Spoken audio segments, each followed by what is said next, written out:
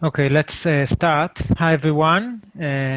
We are delighted to have today in the ACRC webinar series Professor Andrea Bevilacqua from University of Padova. Andrea, we are glad that you are here. Well, welcome to start. Thank you. Thank you very much. Good morning, everyone. Welcome. Thank you very much for the invitation to give this webinar. I'm really happy to be able to give this talk. This talk today is about integrated transformers. The talk is basically divided into two parts. In the first part, I will briefly review the physical principles behind the operation of the transformers. And this is not to give a lecture on physics, but rather to try and build some intuition, some design insight to link on the one hand the geometry of the devices, which is what we have control on when we design the actual transformer, the actual device, to the electrical parameters of the transformers, which are what we care about when we use transformers and circuits.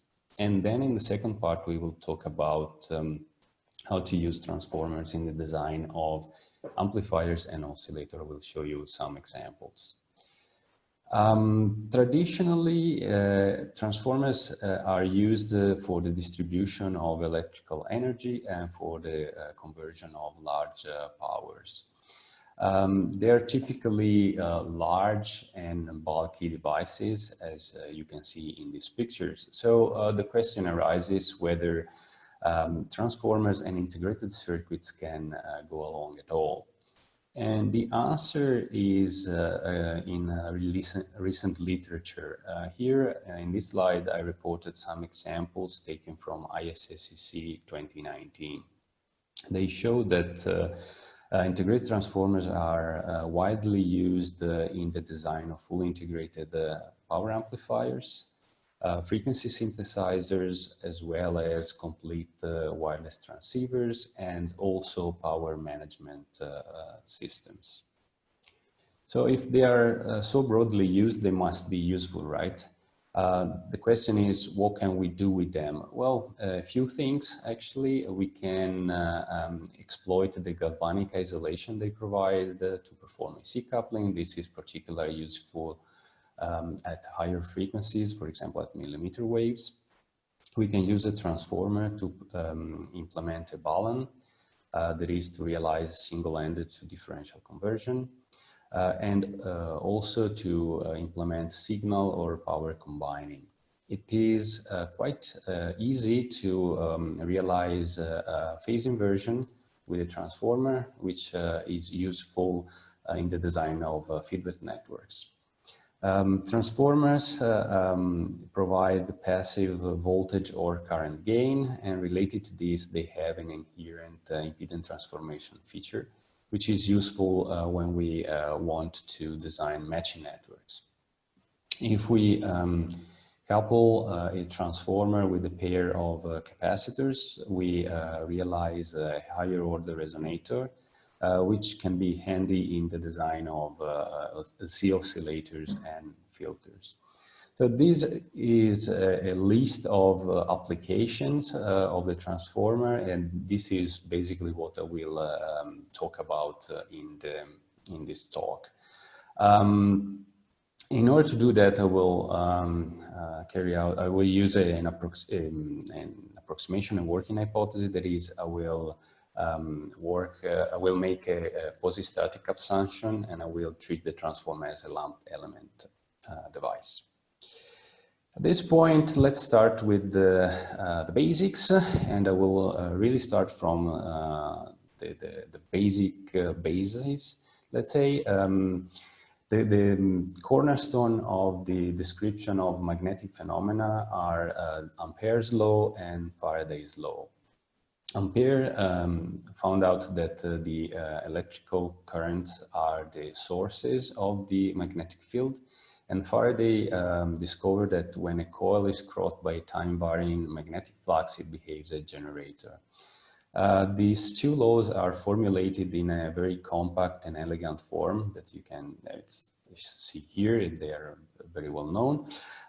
There is one catch in these equations that they are in general a little bit difficult to use, especially Ampere's law. In fact, it's in general quite difficult to invert this equation and compute the distribution of the magnetic field once we know the currents, the distribution of the currents. However, if the system we are analyzing has a high degree of symmetry, this is not the case, and we can use this equation as powerful tools to analyze the device. This is the case of the solenoid. A solenoid is a helical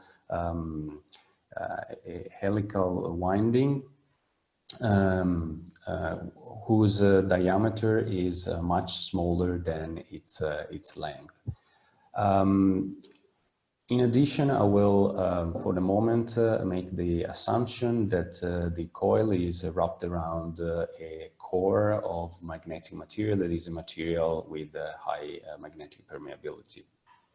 The reason why I'm introducing this basic concept and introducing the solenoid is that I want to use this, which is a very simple system to analyze, as a reference for when we are going to talk about integrated implementation of inductors and transformers.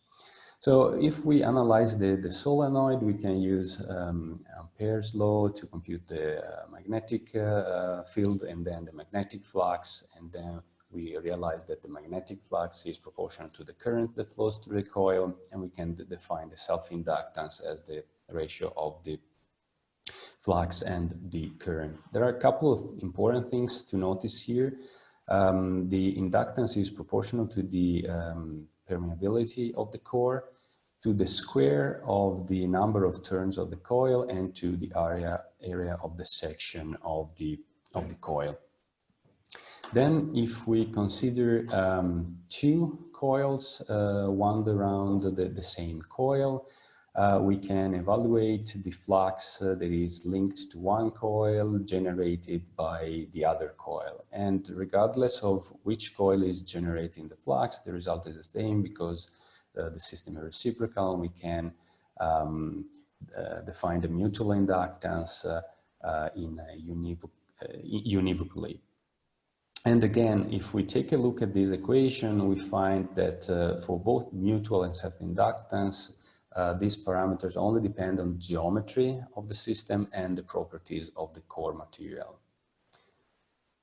In this previous slide, I assumed implicitly that when I analyze the coupled coils, that all the flux generated by one coil links to the other coil. This is not true in general, as we see in this oversimplified example sketched here on the right. Here you can clearly see that some of the flux density generated by coil number 2 doesn't link to coil number 1. Mathematically, this means that the square of the mutual inductance is smaller than the product of the two self-inductances of the coil, such that we can define the magnetic coupling as the ratio of the mutual inductance and the geometric mean of L1 and L2. The important point to make here is that when we have two coupled coils only, and we have partial flux linking, only the smaller coil surface is important for the mutual inductance. Next, I want to make use of the Faraday's law, and actually if we conveniently define the voltage at the two coils as the opposite of the induced electromotive force, we can describe the two coupled coils as a two-port device, as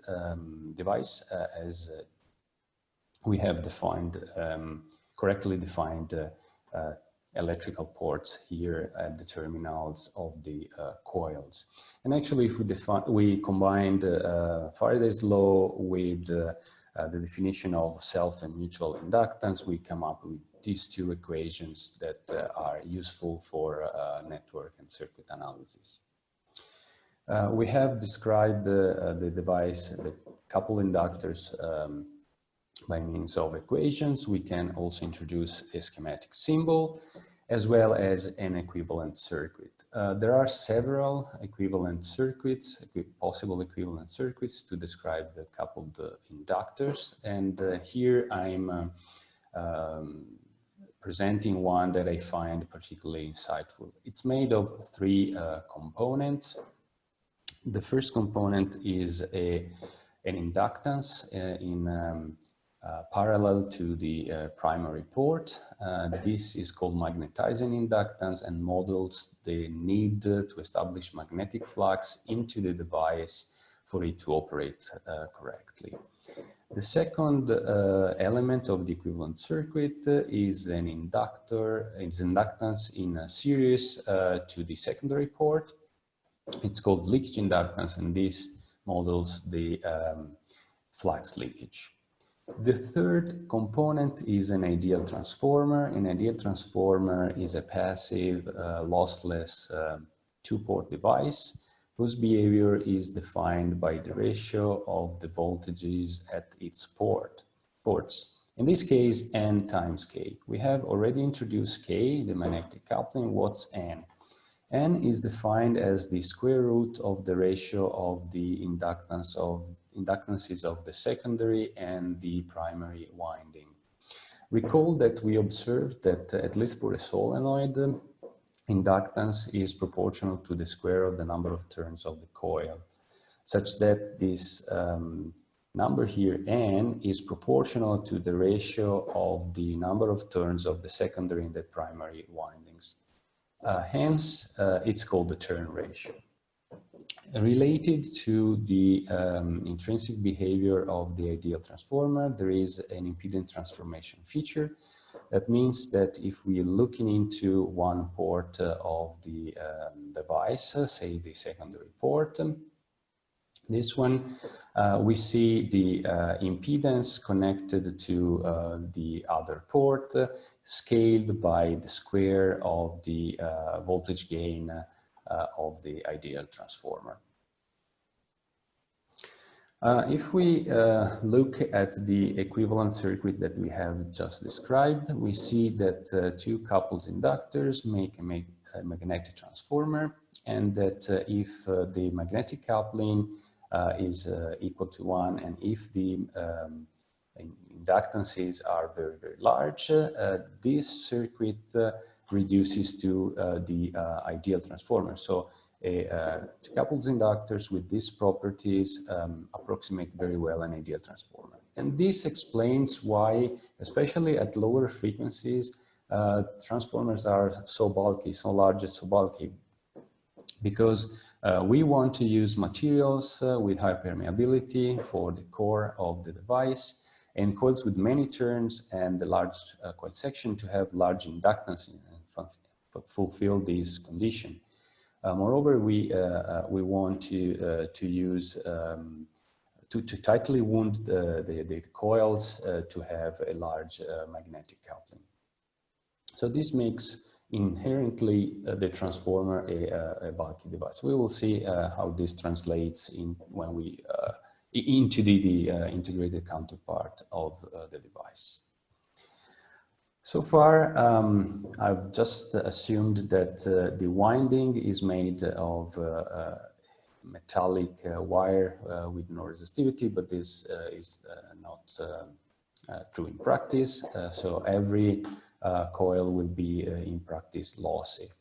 So the question now is, if we take our winding, what do we have? Do we have a resistor? Do we have an inductor? And if we have an inductor, how good that inductor is?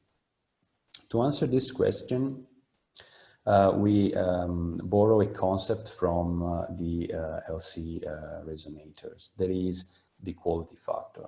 What we do is we assume to connect to our coil an ideal lossless capacitor such that it resonates the inductor at a given frequency omega naught. And then we apply the definition of the quality factor to this resonator. And since only the coil has losses, this will be the quality factor of the inductor. And what we can do is we can use the computations that we have carried out in previous slides and make explicit the quality factor of the solenoid. The point here is that in the result that is shown here, we see that the quality factor is proportional to the number of turns and to the radius of the solenoid. That is approximately proportional to the square root of the inductance. So at least for the solenoid, we have that larger inductors have better quality factor. Now we move to integrated implementation. An integrated inductor is a planar version of the solenoid geometry, and it has a spiral shape. The spiral can be circular, octagonal, square. A few examples are shown here. Can be symmetric, can be asymmetric, can have a center tap or not. When it comes to integrated inductance, we have some problems in that the magnetic field is not uniform across the section of the coil as it is in the solenoids, and this makes the computation of inductance much more complicated than in the previous case that we analyzed. However, there are some approximated equations as the one I'm reporting here.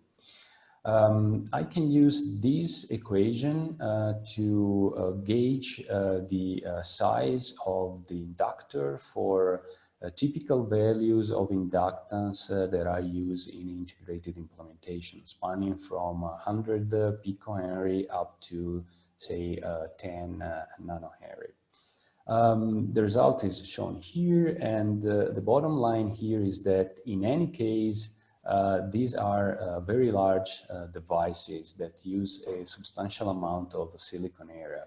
So they are completely huge. If you think about a transistor, they don't stand the comparison. Integrated inductors have some limitation, especially if compared to, let's say, the solenoidal model that we have built so far. First of all, we typically don't have magnetic materials available in microelectronic processes. This means that the permeability is much smaller. And this means that in order to achieve a target inductance value, we need to compensate for the smaller permeability with a larger device that will occupy more area. In the planar device, we said we have a non-uniform magnetic field, and this results in the fact that the inductance is proportional to the coil diameter rather than the area. And again, this means that we need to use a bigger device to achieve a certain value of inductance. Because of the spiral shape, we have limited coupling between the turns, and this is because inner turns have a smaller area, and recall that mutual inductance only depends on the section of the smaller turn. And this results in the fact that the inductance is not proportional to the square of the number of turns as in the solenoid. So again, we need for the same inductance, we need a larger size. Inner turns, we said, we contribute less additional inductance, but they still contribute loss. So it's a good idea to use a so-called hollow spiral layout, that is to limit the number of turns. We said that the inductance is proportional to some power of the number of turns, but this exponent here is smaller than 2. At the same time, the series resistance is still approximately proportional to the number of turns. And this results in the fact that the quality factor is proportional to some power of L. It's still increasing with inductance, but in a much weaker fashion as compared to the solenoid. The best shape for our spiral inductor would be the circle, but this is not always possible. Sometimes the design rules forbid us to use to draw circles. And however, typically we can get away using an octagon instead of a circle. So the bottom line is, whenever you want to realize integrated inductors, try to use hollow layouts with few turns and the octagonal shape. Typically, we build our inductor on top of a substrate which is fairly conductive, and this means that we have a parasitic capacitance between the inductance and the substrate, as well as a parasitic capacitance between the inductor traces. And this results in the fact that we have a frequency called self-resonant frequency, beyond which our inductor doesn't behave as an inductor anymore, but rather it behaves as a capacitor. Since the parasitic capacitance is approximately proportional to the inductance, we can conclude that the self-resonant frequency is approximately inversely proportional to the inductance. The consequence of this is the following. So typically we want to, that the operation frequency of the system where we are using the inductor is a fraction of the self-resonant frequency. This means that there is a maximum value of inductance that can be used for a given operation frequency because of this link between the self-resonant frequency and inductance.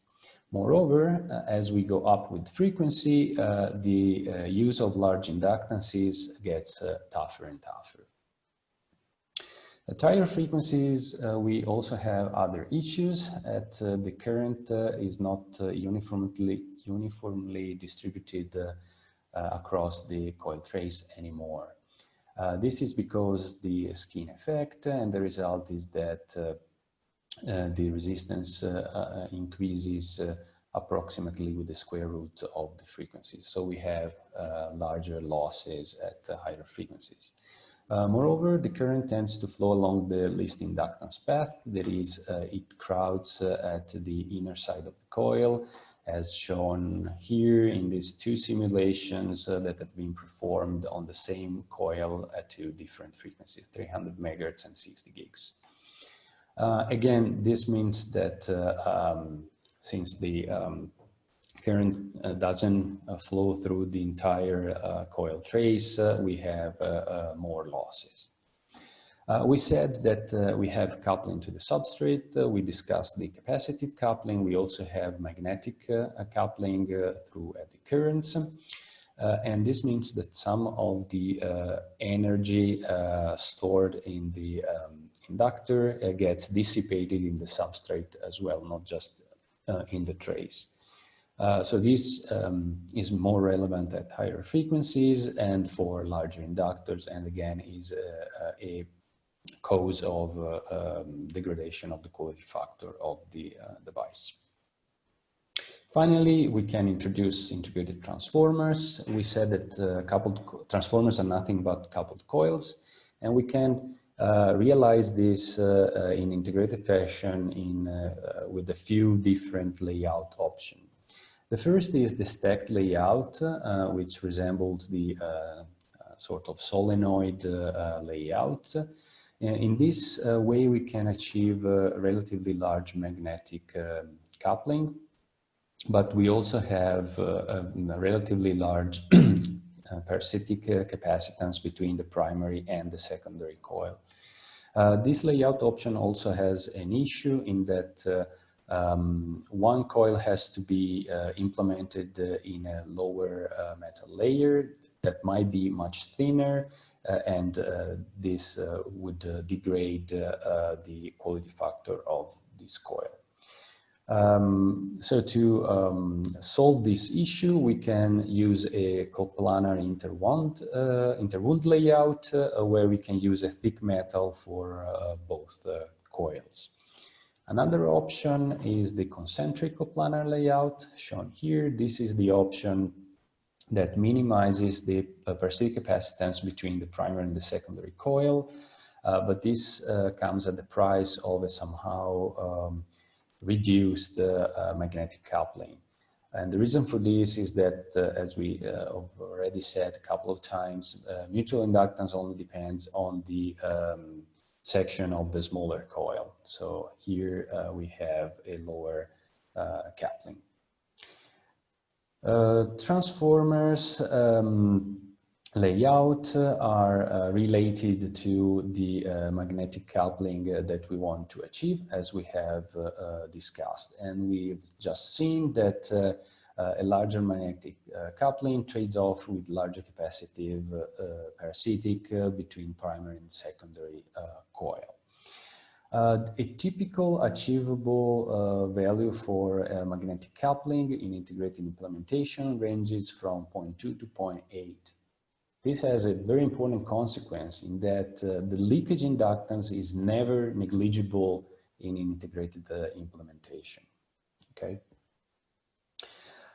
If we want to have a turn ratio much larger than 1 or symmetrically much smaller than 1, we clearly have to have a coil much larger than the other one. However, this entails some issues. We've seen that larger inductors have a lower self-resonance frequency and more substrate losses. And also, since the mutual coupling depends on the smaller coil, if the two coils have very different sizes, we end up having a limited magnetic coupling, and most of the time this is not what we want. So the bottom line is typical achievable turn ratios in integrated implementation spans somehow from 0.5 to 2. There isn't any fundamental reason why a transformer should have a lower quality factor as compared to an inductor. However, there are some exceptions. For example, if we are using a stacked layout and we are forced to use a much thinner metal to implement one of the coils, this will decrease impair the quality factor of the structure.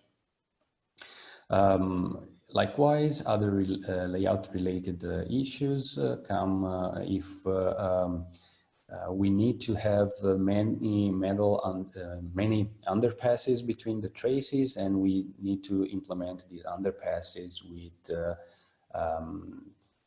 thinner metals, thinner metals. This also may impair the quality factor. Okay. I would like to conclude this first part of the talk with a couple of design examples. The first one is a rather large transformer with rather large inductances and turn ratio that makes use of a coplanar interwound layout, and that despite the large values of inductances has been used in a wideband design operating from 3 to 5 gigahertz. The second example has also been used in a wideband design, but this time at millimeter waves. It uses a hybrid interwound stack layout to achieve a relatively compact size and a decent magnetic coupling and relatively limited parasitics between the primary and the secondary windings. At this point, I would like to switch gear and start talking about how we use transformers in circuits. The first example I would like to talk about is the use of a transformer to implement single-ended to differential signal conversion. We can do that by connecting one terminal of one of the windings of the transformer, say the primary winding, to ground, and use a center tap to divide the other winding, say the secondary winding, into two sub-inductors. So now if the center tap divides the secondary winding into identical sub-inductors, which are identically coupled to the primary coil, then we have that the secondary port is a balanced port. meaning that there isn't any common mode AC signal at this secondary winding. Clearly, in order to have this condition verified, we need to have a highly symmetric layout. One thing to notice here is that we can use the center tap to provide bias to whatever circuit is connected to the secondary port, and this is regardless the DC value that is given to the primary winding. Ideally, we would like our coupled inductors used as Balun to behave as an ideal transformer, but as we've seen, this is not possible, as in integrated implementation, the magnetizing and leakage inductances are never negligible. So how do we cope with these parasitic elements? Well, if we cannot get rid of them, the idea is to use them and embed them in our design. And I'm showing here an example of that in relation with the design of an inductively generated CMOS low noise amplifier. We know that the input impedance of the inductively generated amplifier is equivalent to a series RLC circuit, and if we combine this with the equivalent circuit of the transformer that we discussed, and we also add the capacitor C1, what we have is that the input network of this amplifier can be treated as a ladder filter. So we can choose the values of these inductances and neutral inductance and capacitors to have the frequency response of that we want for this filter, and in this way we can have we can absorb the parasitics of the balun into the design. Notice that this capacitance C1 can be an explicit cap, or it can absorb parasitics of other elements of the system, for example pad or other transistors that might be connected here, for example, in a multi-stage design. Coupling inductors is not just useful to have to have a transformer, but also to reduce the size of the magnetic elements. Again, I will show you how this is by means of an example. Coming back to our inductively degenerated amplifier example, we see that if we couple the gate and magnetically couple the gate and the source inductance, what we have is that the input impedance of the overall stage is still an RLC circuit, but we have that the mutual inductance between these two coils increases both the resistive and the inductive parts of the input impedance, and this means that we can use a smaller coil to achieve the input impedance that we are after. Here we see an example of differential implementation of this concept.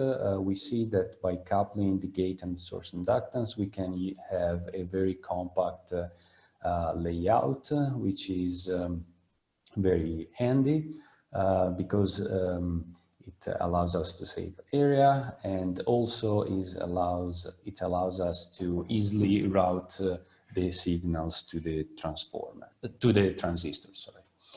One thing to observe here is that we haven't just coupled the gate inductors to the source inductors, but we have also coupled the two gate inductors together.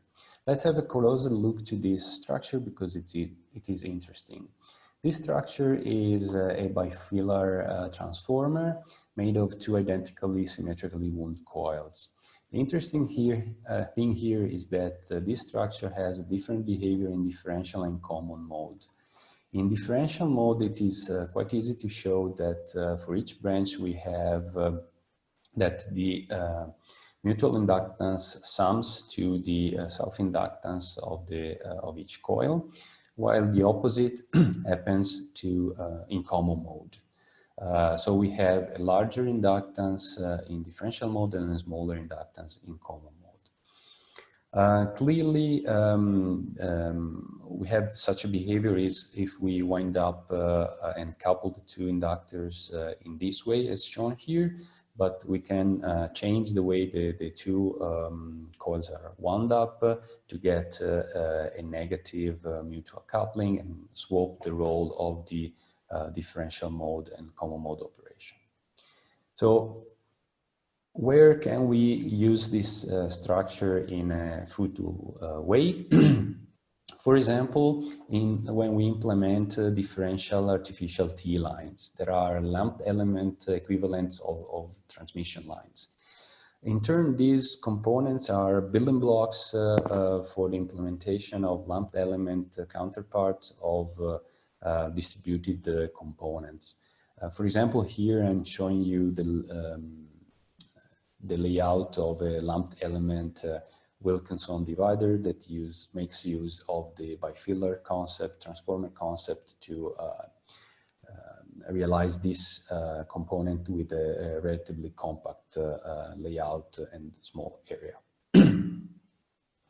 Transformers are broadly used in the implementation of input, interstage, and output matching networks because of the inherent impedance transformation feature they have. In the design of all these networks, the key point is that we have to pay attention in that we can never neglect the magnetizing and leakage inductance in integrated implementation. So we need to embed these parasitics in the design of the network, of the circuit. How can we do that? We have already seen an example where we treat the network as a ladder filter. Another strategy is to treat the network as a doubly tuned network. We have already discussed the ladder example. Now we will focus on the doubly tuned network. A doubly tuned network arises every time there are capacitances shunting the primary and the secondary coils that are not negligible. We can treat this network, we can see this network as made of two LC tanks, L1C1 with a resonance frequency omega 1 and L2C2 with resonance frequency omega 2, and that these two tanks are coupled together by the magnetic coupling. So overall, this network makes a fourth order resonator, whose analysis is not exactly straightforward. The algebra blows up very quickly. However, we can derive equivalent second order circuits that are valid in the neighborhood of the resonances of the entire network, and that help us understand the behavior of the network, and especially evaluate how the network behaves on the load resistance, so how it transforms the load resistance, and also these equivalent circuits allows us to evaluate the losses of the network, and hence evaluate the efficiency of the network. In the incoming slides, I will just report a few results. As I was mentioning, the math here is quite involved. If you're interested in the details of the calculation, you can refer to a couple of papers that I wrote together with my colleague Andrea Mazzante of the University of Pavia, and whose reference is at the end of the slides. So the first thing to notice here is that the loading effect of RL, the load resistance on the network, is quantified by this parameter QS. We have basically two cases. If QS is much larger than 1, we have two parallel resonances in this structure, and the overall network behaves as excuse me.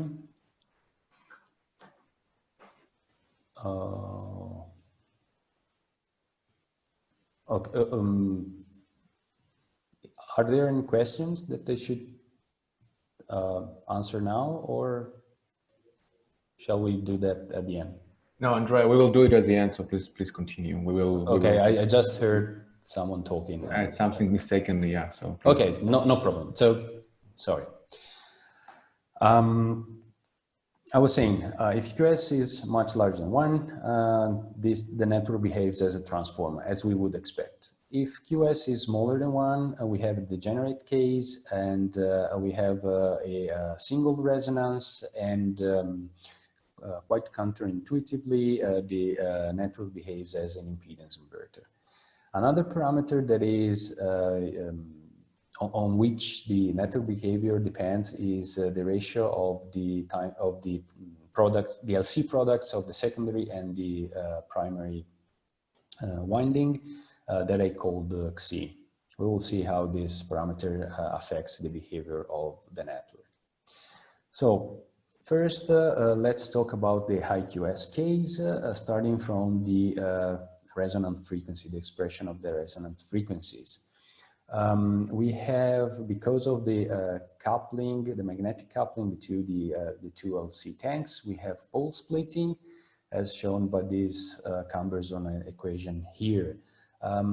This equation is a bit difficult to understand, but we can have a look at two asymptotic cases.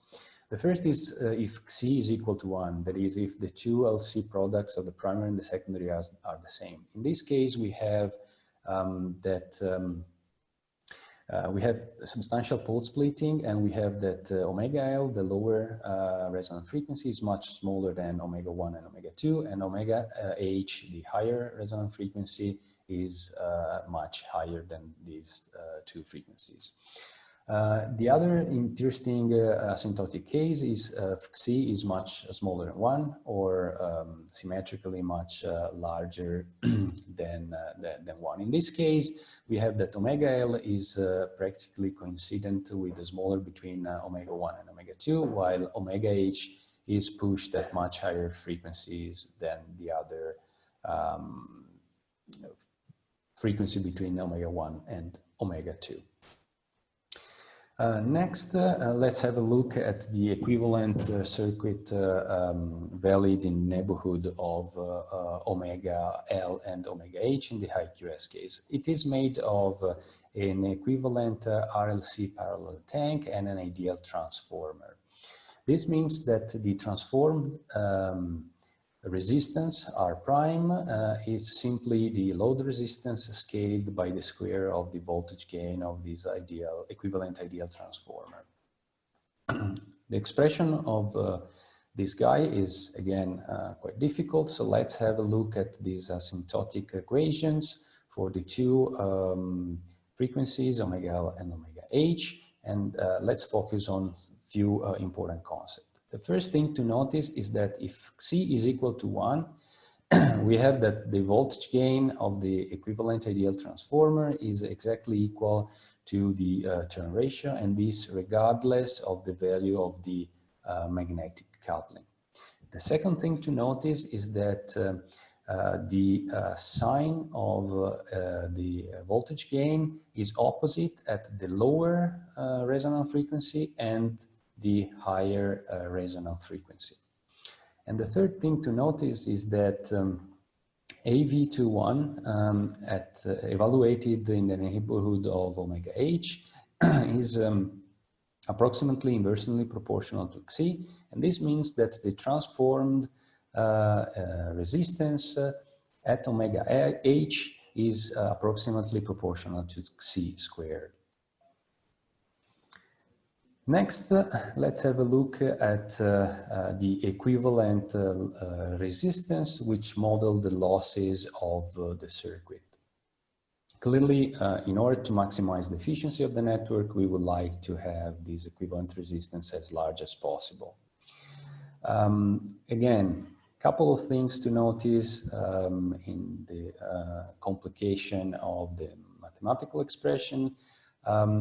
Let's start with the equivalent resistance at omega L. What we see is that if we increase the magnetic coupling, we also increase the equivalent resistance and we lower the losses.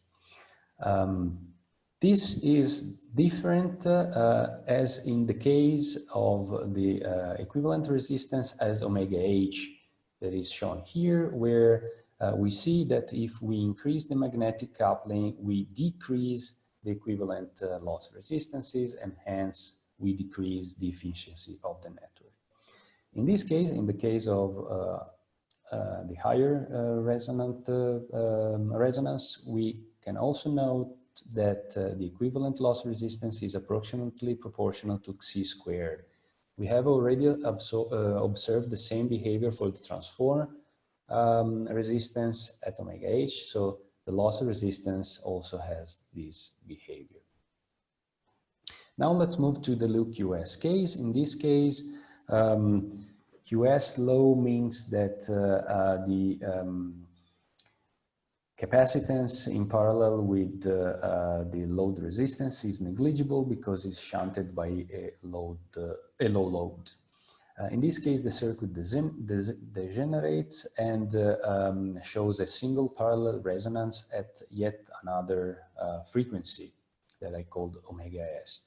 In the neighborhood of omega S, it doesn't behave as a transformer, but rather it behaves as an impedance inverter. That is, it's equivalent to a quarter wavelength piece of T-line with a characteristic impedance that is given by this expression. So in this case, we have the transformed load resistance is given by this expression. Moreover, notice that in this situation, it is convenient to model the losses of the network by means of an equivalent resistance that in this case is in series with the load. So in the low QS case, we want to make the equivalent resistance as small as possible to maximize the efficiency of the network.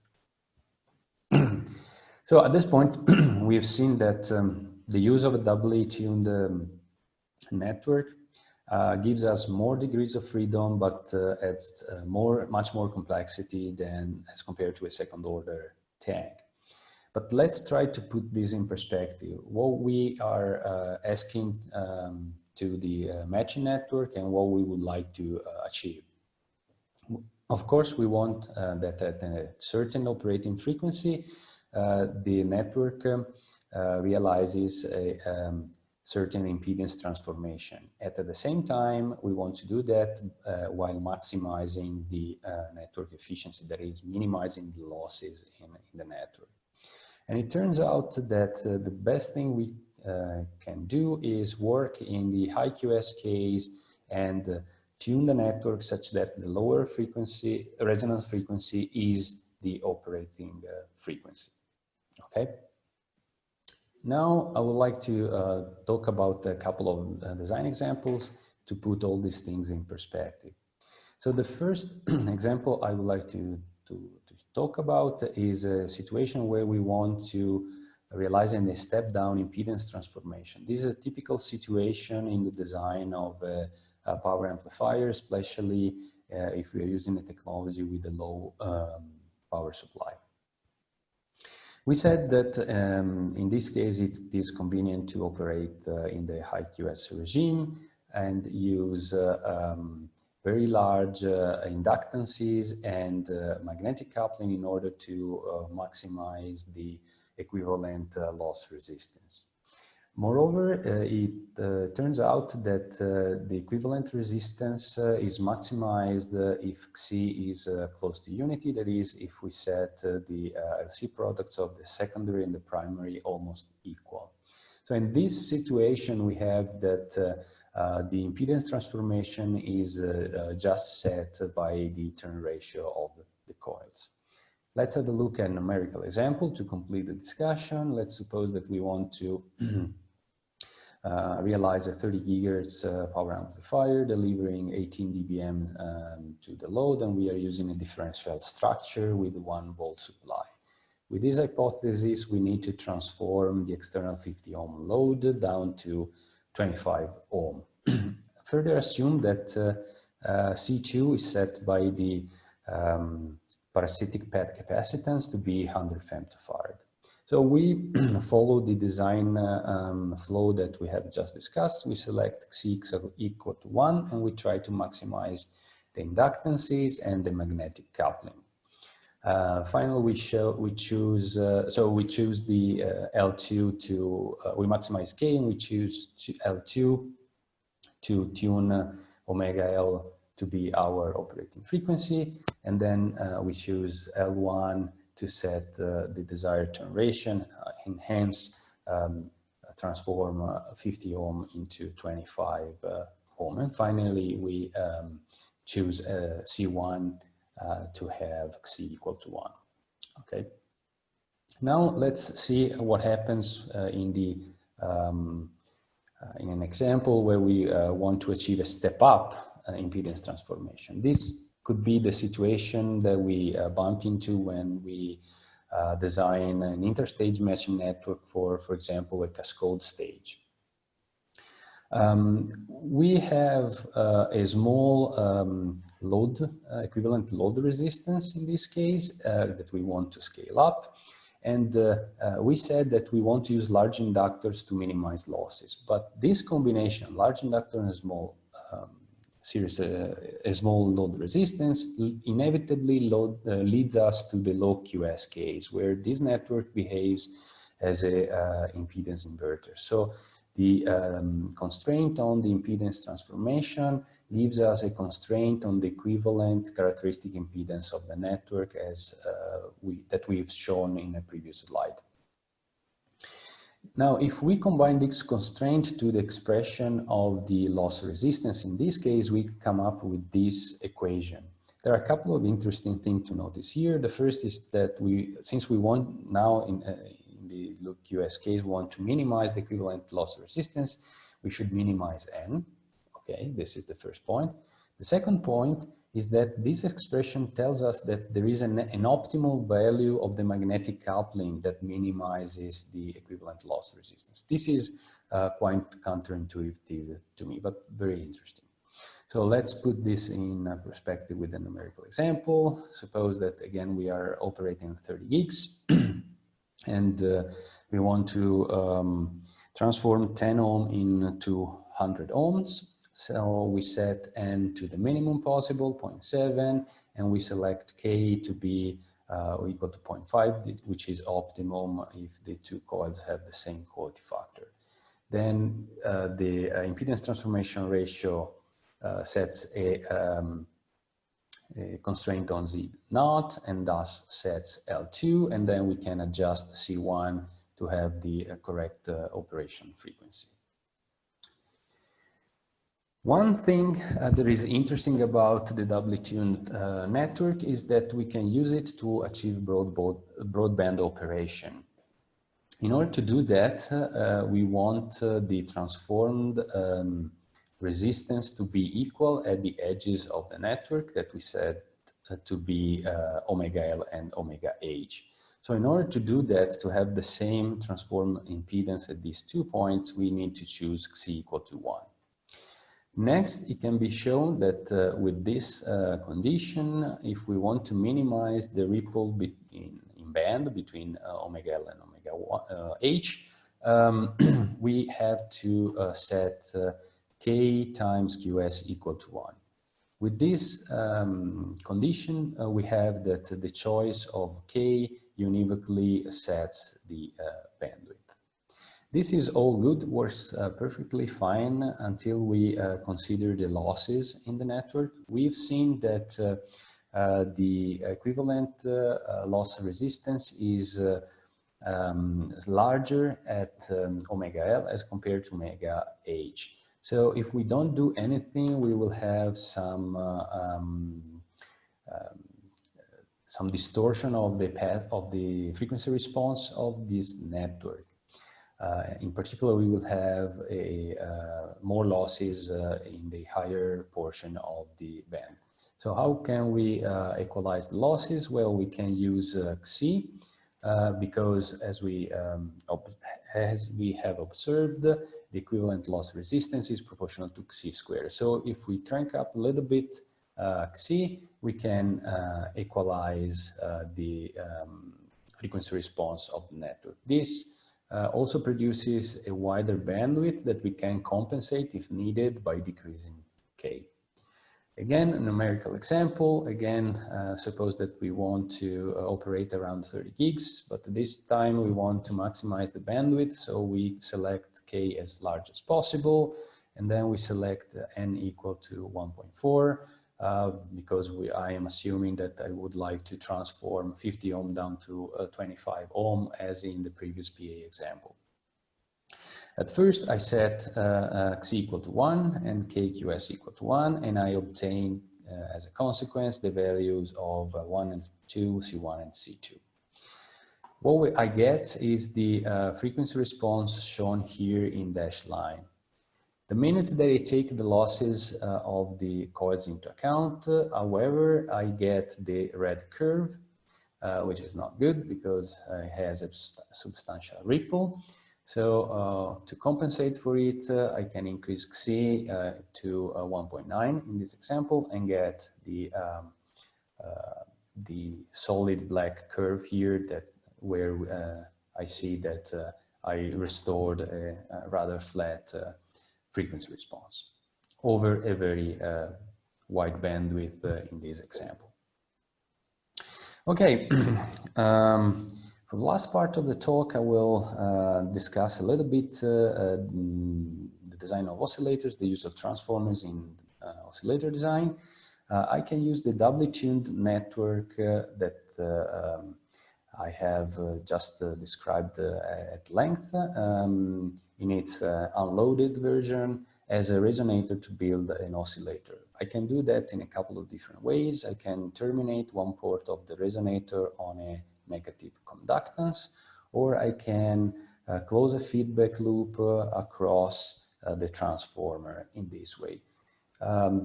So if I go for the first option, I get the one port oscillator. If I go to the second option, I go for a two-port oscillator. And keep in mind that topologies that combine both approaches are also possible and, and indeed have been used. What about the startup conditions of these two oscillators? Well, to analyze them, we can use the equivalent circuits for the doubly-tuned resonator that we had previously derived. Clearly, in the one-port oscillator case, the condition is this one, but we have a question at this point. At which frequency will oscillations start? Will they start at omega L? Will they start at omega H? To answer this question, so the answer to this question is whatever the equivalent resistance is the larger, okay? So now recall that the equivalent resistance is proportional to Xi squared at omega H, and it's weakly dependent on Xi at omega L. So this means that the oscillation starts at omega H if Xi is large enough, otherwise they will start at omega L. As shown in this plot, where I have this region that shows the values of Xi and K, for which oscillation starts at omega H, and this region where I start up oscillation at the lower frequency mode. One interesting thing here is that if I'm in this region, let's say here at Xi equal to 3 and K equal to 0.3 or 0.4, doesn't matter, and I'm connecting a negative GM primary port, then I have oscillation at omega H. But if I move this negative conductance to the secondary port, the behavior in the network is still described by this plot. The only thing I have to do is replace Xi with 1 over Xi. So if I'm moving the negative conductance to the secondary port, I'm here, C equal to 1/3 and K still equal to 0.4. So in this case, by moving the negative conductance from the primary to the secondary port, I can select if I'm oscillating at omega L or at omega H. For the two-port oscillator topology, the startup conditions are better described in terms of loop gain. So we can use this equation. And in this case, we have a slightly different behavior. You might recall that the voltage gain of the equivalent ideal transformer has opposite sign at omega L and omega H. This means that if I change the sign of this transconductor, that is if I change the connections of the transconductor, I can select whether I am triggering the oscillation at the lower frequency or the higher frequency. And here I have this root locus plot that shows that very clearly. I've talked a lot about the equivalent resistance and the equivalent voltage gain of the circuit describing the Doubly-Tuned network at resonance. Let's talk a little bit about the reactive components. Their expressions are, again, quite involved. There are a couple of things to notice here as well. The first is that the equivalent capacitance is always larger than both C1 and C2. And this because this component has to have the same stored energy as the combination of C1 and C2. The second interesting thing is that if C is equal to 1, all these equations simplified a lot. For example, the equivalent inductance and capacitances are given by these expressions. Okay, so notice that the equivalent capacitance in this case is equal to 2 C1 and rather than C1. So why did I introduce the equivalent reactive components? Well, because I can use them to evaluate the quality factor of the transformer. The general equation, again, is very complicated, but the good news is it can be factorized in the quality factor of the primary alone, evaluated at omega L or omega H. And this parameter psi that is I-dimensional and depends on only on C, K, and the ratio of the quality factor of the primary and the secondary. So I plotted here CL and CH, and if you look at this plot, you see they are asymmetric in C, but this is true only if Q1 is equal to Q2. Okay. Otherwise, they are a little bit asymmetric. If we look at these two plots and you are in the situation where you want to implement a oscillator at one frequency, omega naught, and you are asking yourself, should I tune the network to resonate at the lower or the higher frequency mode? The answer is for sure omega. You have to pick omega L equal to omega naught, because this the comparison between these two plots tells you that by doing this you're going to have a higher quality factor, which is always welcome when you design an oscillator.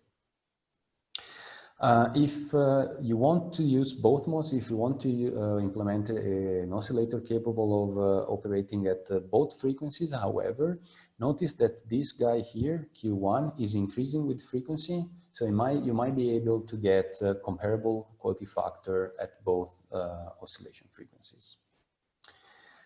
We've seen that the mutual inductance increases the quality factor of the transformer at omega L, but notice that this is not a thing that is specific to the Transformer Resonator. In fact, if you use the same structure and you connect the two coils in parallel or in series, and then you couple them with suitable capacitance such that these three structures resonate the same frequency, you can prove that they have the same quality factor. So there isn't any intrinsic improvement to the quality factor due to the use of the transformer as opposed to the use of an inductor. So what about phase noise at this point? We've just seen that we don't get a higher quality factor per se by using a Transformer Resonator. However, we get a smaller equivalent resistance for a given quality factor that helps us to achieve lower phase noise. Of course, in order to get this phase noise improvement, we need to burn more current to have a target amplitude of oscillation. One thing to notice about the use of a transformer-based resonator or a doubly-tuned resonator is that if we use a two-port oscillator, we can leverage the voltage gain of the structure between the primary and the secondary to reduce the relative noise contribution from the transistors to the phase noise. So this can be advantageous. Another application, interesting application of a transformer in relation to oscillator design is the coupling of a varactor to the tank. This is especially interesting at millimeter wave frequencies where capacitors tend to have much larger losses.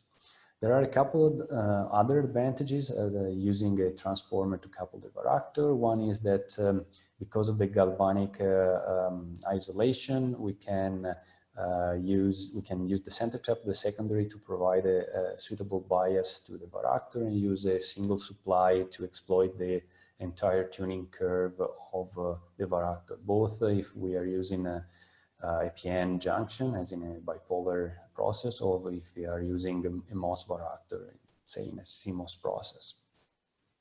We can also use the turn ratio of the transformer to decrease the swing across the varactor. This is especially useful if we are using PN junctions to avoid that the junction turns on during part of the oscillation cycle.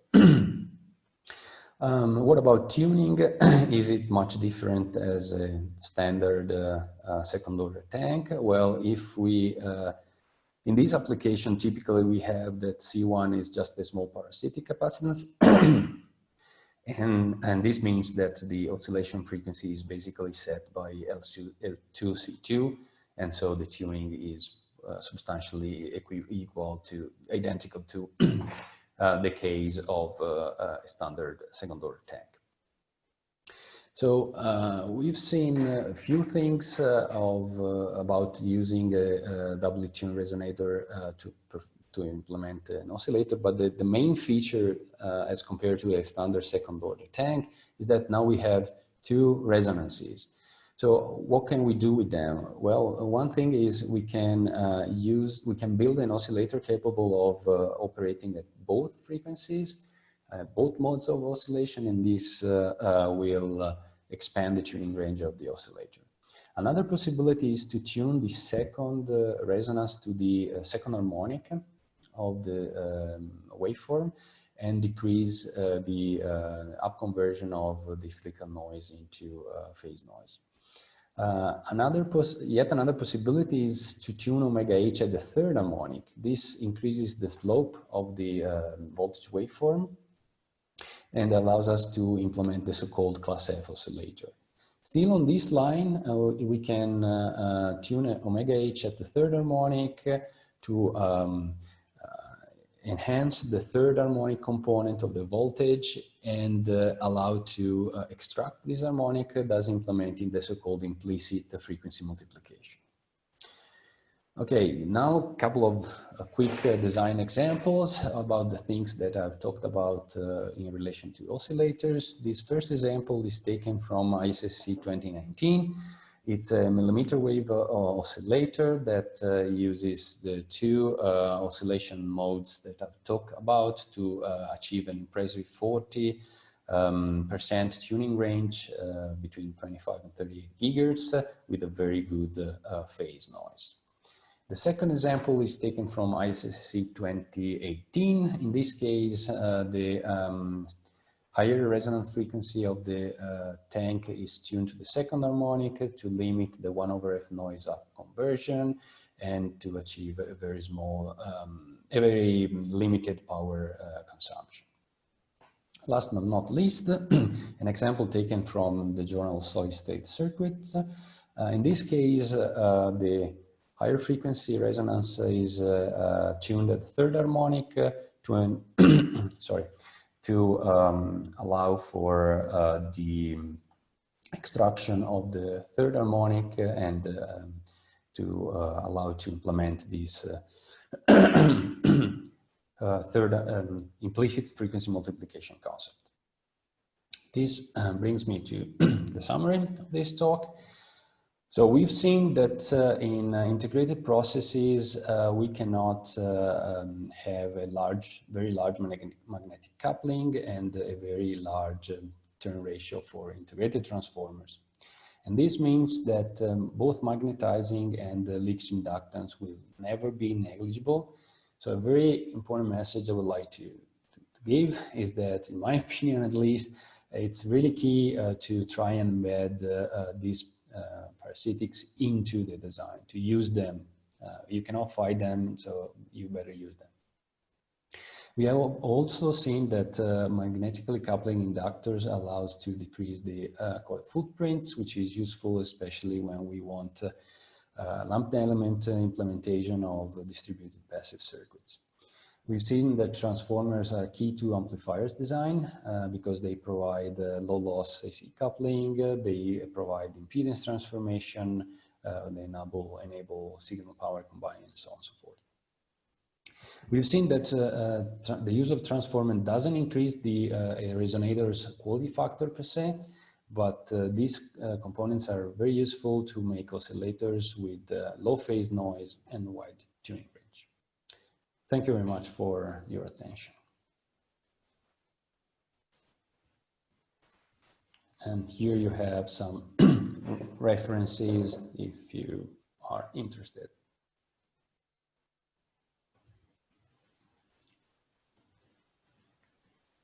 If you guys have questions.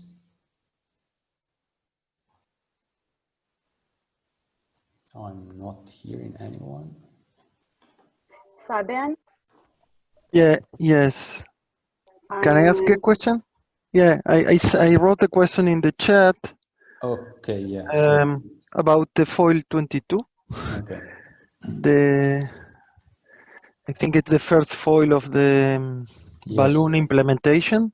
Yeah. Yeah. Well, I see. Yeah. True. I don't know what it is. Yeah. True. No, you are right. In this schematic, I focused on K12 and K13 to make things simpler. The question is, K23 should be ideally 0 because the flow of the currents and maybe are not 0 in the practice, or if you, actually you just need to have symmetry. But actually in this case, Q23 is not even that important. I mean, it's there. It will affect the operation of the device, but you have, because of reciprocity, you have K23 equal to K32, so it's not a big deal. It's more like the coupling between the primary and the secondary. There you need to have symmetry. But I agree with you. I mean, here in these slides, I try to keep things simple and to focus on the most relevant things. But if you just write the matrix equation, so you basically expand these equations here to adding a third part, and you carry out the calculation, you see that you just need those these conditions. but they are not zero or No, they're ideally not or zero. something like that. And I want at least to why I ask, because sometimes you try to build a lamp model, right? A lamp model before you jump to the. So always in the lamp model, you write what you put in the foil. You never define K23 or 32, but in the end of the day, in the actual transformer, they are there and may explain some differences, maybe. Yes. Okay. Compared to these simplified calculations, yes, I agree. When I prepared these slides for a tutorial that I gave to at ACRC in February, and at first I had carried out all the calculations, and then with the entire matrix, as you are saying, and then when I was preparing the slides, I just put down the most significant things and I totally agree with you that in practice there's more. I would say that more than the coupling between the two subcoils at the secondary, what makes things definitely less ideal is the capacitive coupling between the primary and the secondary. Because of the asymmetry of the ground in one side, or? Exactly. Yeah, I agree with you also. yeah. That here I conveniently skipped. Yeah. I didn't ask about that because this is how to say well-known. I don't know if it's a well-known, but that pitfall I knew. The other one, it's more esoteric. But thanks a lot. Yeah, sure. I mean, yeah, there's always more than you. I mean, there's always more than you think about. When you move from the paper to real life, there's always more, especially at the higher frequencies. Mm-hmm. Okay, thank you. Okay, there's another question in the chat. What about the parasitic capacitance between L1 and 2? Yes, it's. I suppose that you are referring to the Balun or in general. Okay, as I was saying, for the Balun, in general, yeah. Okay, it is a problem, absolutely. It is a problem in some structure. It is more of a problem. In other structure is slightly less of a problem. If in the Balun it is especially a problem, and the reason why in a fully balanced situation is less of it. It's because, for example, if you are using this structure, okay, so if you're using the doubly-tuned network and you're operating at resonance or very close to resonance, you have that either the voltages at the two ports are in phase or they are in opposite phases. So if they are in phase, they bootstrap to some extent the parasitic capacitance between the primary and the secondary. If they are in phase opposition, you have Miller effect, but somehow in a so you have a mistuning, but as compared to the equation that I gave you, but it's symmetric, so you have more or less the same effect at the primary and at the secondary. So the behavior of the network in general is not that far away from what I described. So when do you take into account such parasitics? When you have to.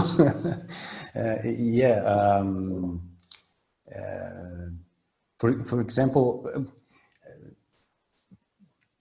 so let's put it in this way: you try to minimize them, and and then if they still affect your design, you try to come up with something to compensate for them.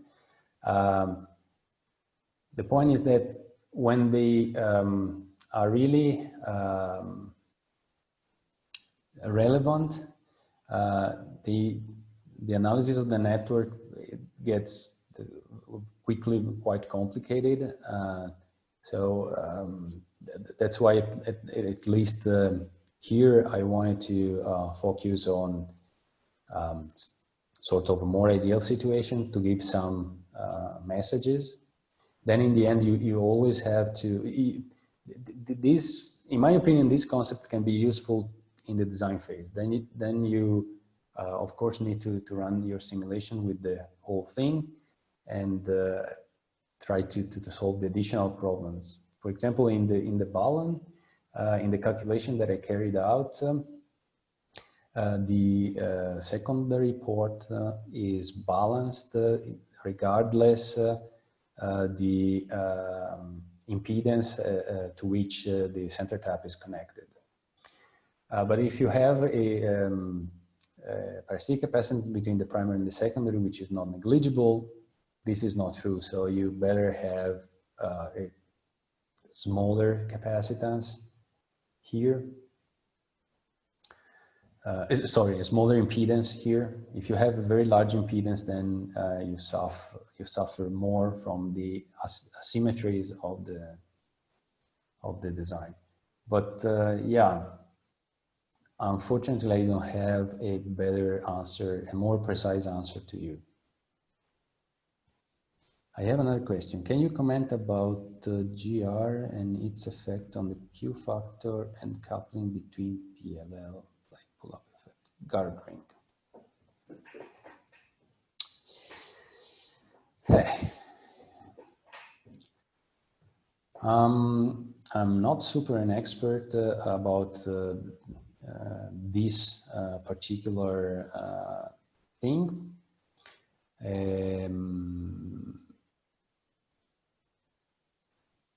But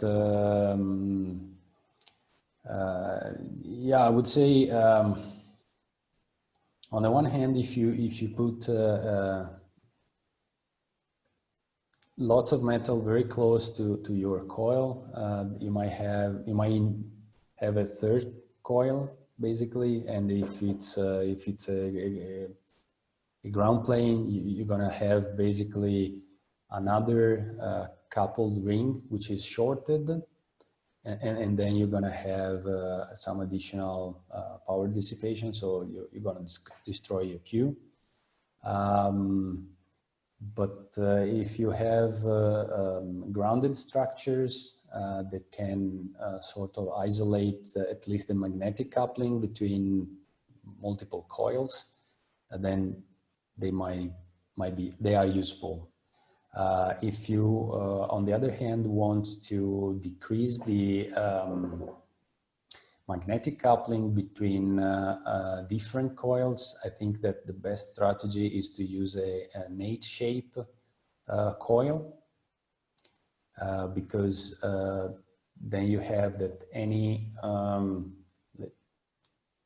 magnetic flux that external magnetic flux that links to both coils of your H structure induce opposite voltages, so at first order they cancel out. So let's say I know, I heard, I've also used this structure, but I heard that from people who use them a lot, that they are very effective at decreasing the. Is there a studio model on such structure that includes GR? I guess so. Are you familiar on papers? On top of my head, at the moment I am not able to point you to these papers. But consider that you always have the substrate as well. So the substrate is at a fixed potential, so it's not very different from that. Okay, regarding the oscillator part, what would be the benefit of coupling two tanks with negative GM comparing to coupling of one tank with negative GM to passive network? Okay, let me see if I understood the question. So we are talking about this situation, and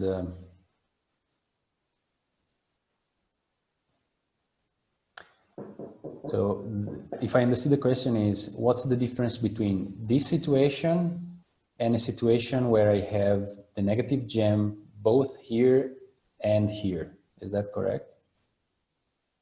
Okay.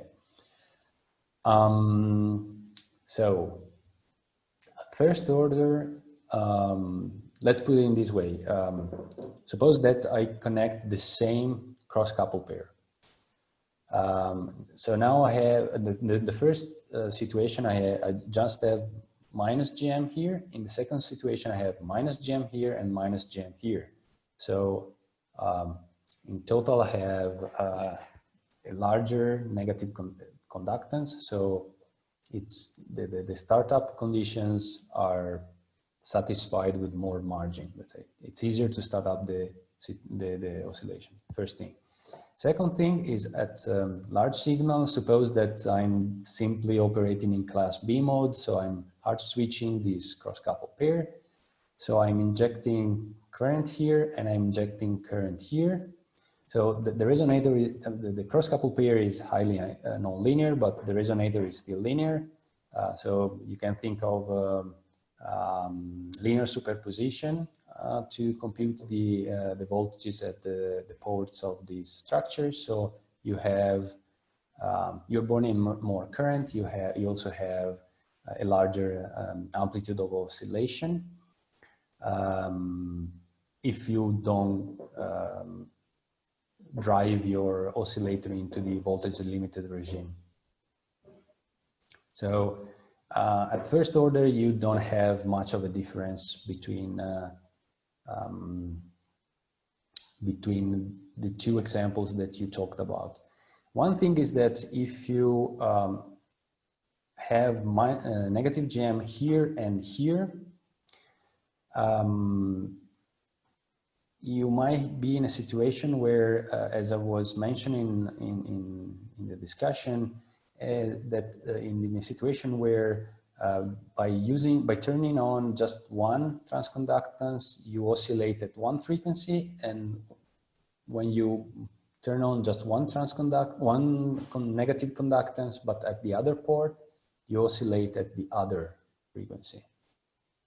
So in this case, if you are in this case, by turning on both of them,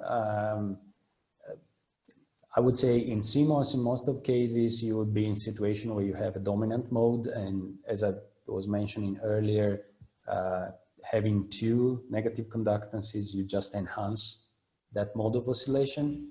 But in other situations with other non-linearities, you might also get yourself in a situation where you trigger both modes of oscillations, and you have concurrent oscillations that most of the cases is something that you don't want. So I hope I answered your question. Do you have additional questions? You can raise your hand in the Zoom. Okay. Well, if not, Andrea, thank you very much for the great talk. Oh, I see there is another one. Can you comment regarding the impact of using different process technologies, CMOS, on transformer performance? Oh, yeah. Well, it's well known that, you know, depending on the technology impacts your passives at various levels. You have the back end of the line, the metallizations that have a lot of impact on the quality factor of the coils. If you have thick metals, of course, you have a better quality factor. And the same applies to the substrate. If you have a process with a highly resistive substrate, like typically it is the case with 3-5 semiconductors. You have less coupling to the substrate. This means less losses. This also means less parasitic capacitance. So typically you have better passives if you in that case. So I haven't ever used gallium arsenide or to that regard 3-5 technologies. Maybe one day I'll have the possibility to try out that and have a much larger polyfactors for the coils. I have experience with CMOS, with various CMOS technologies and with the BiCMOS. Yeah, I would say that plain vanilla CMOS is not the best. I think it's something that is well known, that anybody can experience.